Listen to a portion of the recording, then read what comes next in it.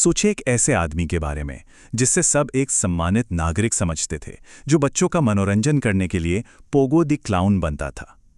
लेकिन इस हंसते हुए चेहरे के पीछे छिपा था एक वहशी दरिंदा। ये कहानी है जॉन वेन गेसी की, और इस बात की कि कैसे उसका ये मुखौटा आखिरकार उतरा।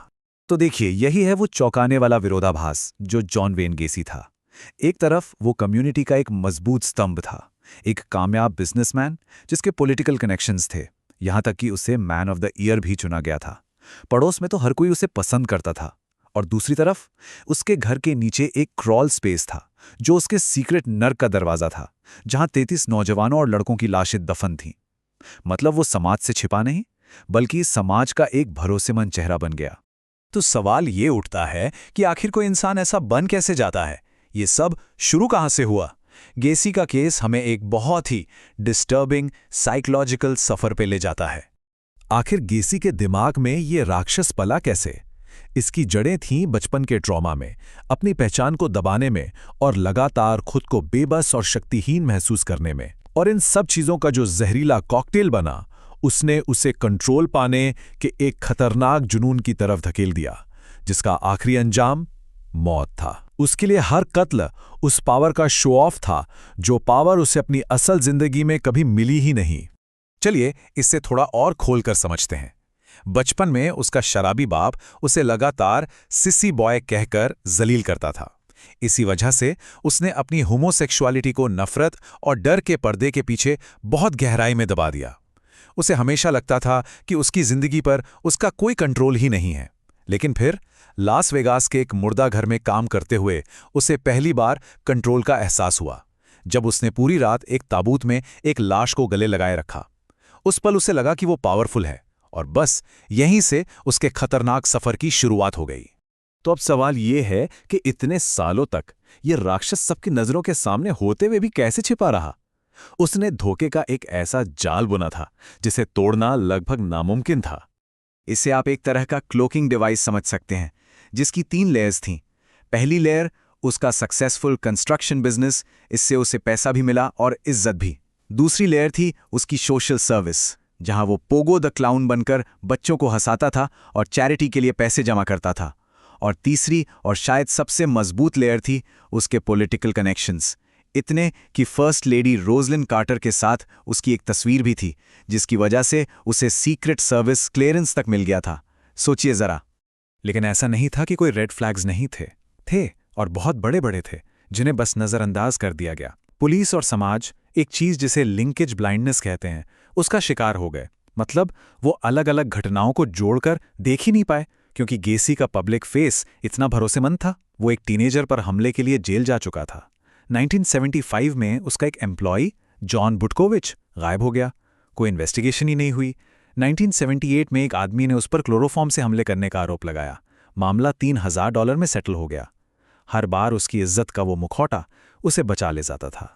लेकिन हर कहानी का एक अंत होता है, और गेसी के लिए उसके अंत की शुरुआत हुई एक 15 साल के लड़के के गायब होने से। तारीख थी 11 दिसंबर 1978। शाम का वक्त था।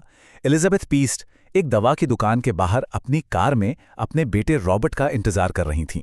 रॉबर्ट ने बताया कि वो एक कॉन्ट्रैक्टर से नौकरी की बात करने जा रहा है। वो कॉन्ट्रैक्टर जॉन वेन गेसी था। 20 मिनट गुजरे, रॉबर्ट बाहर नहीं आया। वो फिर कभी बाहर नहीं आया। अब जब पुलिस ने इन्वेस्टिगेशन शुरू की, तो गेसी ने एक छोटी सी लेकिन बहुत बड़ी गलती कर दी।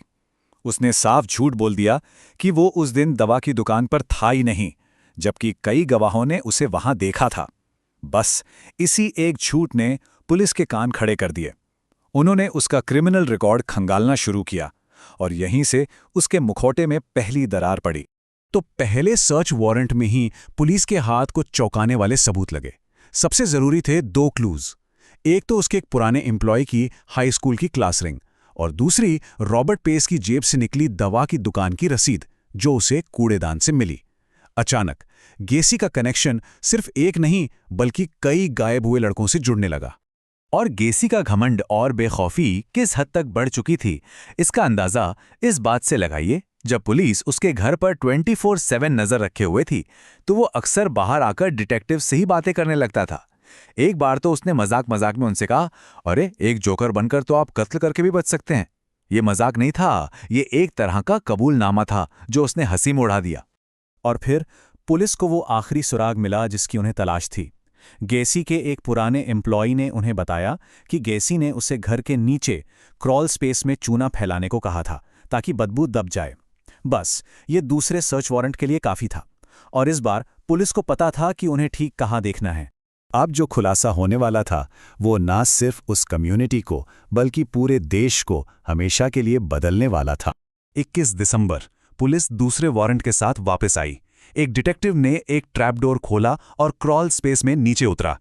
नीचे उतरते ही उसे सड़न की एक ऐसी भयानक बदबू आई जिसे बर्दाश्त करना नामुमकिन था। उसने ऊपर चिल्लाकर बस इतना कहा, मुझे लगता है ये जगह बच्चों से भरी है। कुल मिला के 33 लोगों की लाशें मिली। 29 तो उसके घर के नीचे से ही और 4 पास की नदी से। यह नंबर इतना शॉकिंग था कि रातों रात एक इज्जतदार पड़ोसी का चेहरा देश के सबसे खूंखार सीरियल किलर का चेहरा बन गया। तो आखिर उसका तरीका क्या था? वो कैसे फंसाता था अपने शिकारों को? स्टेप 1, वो नौजवान लड़कों को नौकरी या शराब का लालच देता। स्टेप 2, उनका भरोसा जीतने के लिए वो उन्हें फर्स्ट लेडी के साथ अपनी फोटो दिखाता। स्टेप 3, फिर वो उन्हें एक गेम खेलने को कहता, हथकड़ी से निकलने का खेल। और स्टेप 4, एक बार जब वो फंस जाते तो वो रस्सी से उनका गला घोट देता। कोर्ट में ट्रायल के दौरान गेसी का डिफेंस बहुत ही कमजोर था। उसका कहना था कि मीडिया ने उसे एक काल्पनिक राक्षस बना दिया है। ये वो आदमी कह रहा था जिसके घर के नीचे से लाशों का पहाड़ निकला था। उसने कोई पछतावा नहीं दिखाया, बस दूसरों पर इल्जाम लगाता रहा। लेकिन एक सवाल आज भी कायम है, और वो ये कि क्या उसने ये सब अकेले किया? बहुत से इन्वेस्टिगेटर्स का मानना है कि नहीं, उसने ये सब अकेले नहीं किया। ऐसे कुछ सबूत हैं जो इशारा करते हैं कि शायद उसका कोई साथी था या वो किसी बड़े क्रिमिनल गैंग का हिस्सा था।